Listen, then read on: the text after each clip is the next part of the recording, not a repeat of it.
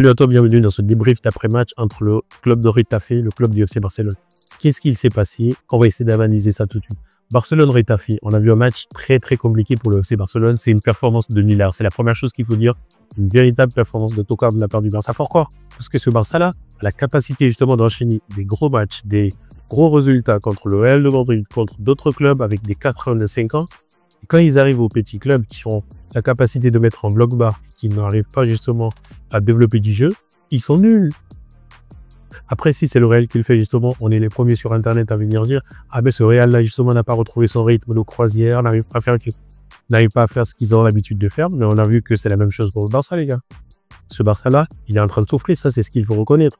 Une grosse performance de Müller de la part du Barça cet après-midi, parce qu'on ne peut pas comprendre qu'on est une équipe type, une équipe titulaire, qui a l'habitude justement d'étrier tout le monde et qui peine à battre les petits clubs. 16e du championnat, les gars. 16e du championnat, c'est quand même Retafe. C'est quand même Getafe, c'est pas Bayern de Munich ou Liverpool. Il y a un problème. Pourquoi il y a cette discontinuité dans les résultats?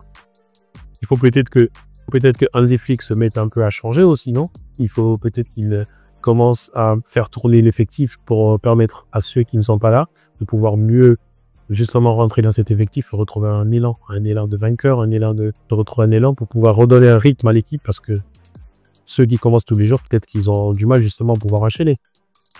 Il y a ces points-là qu'il faut savoir.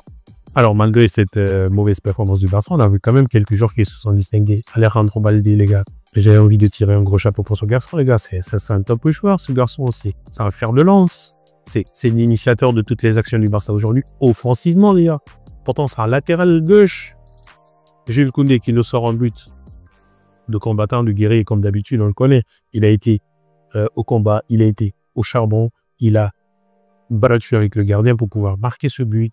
C'est vraiment une belle performance de sa part. Depuis un moment, on le sait très bien que Jules Koundé est sur une pente ascendante. Il est en train justement de monter chaque jour.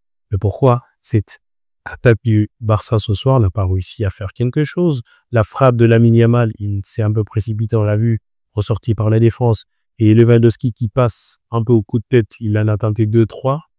Ça n'a pas débouché. Rafinha, prestation disparate. De temps en temps, il est là, de temps en temps, il est absent.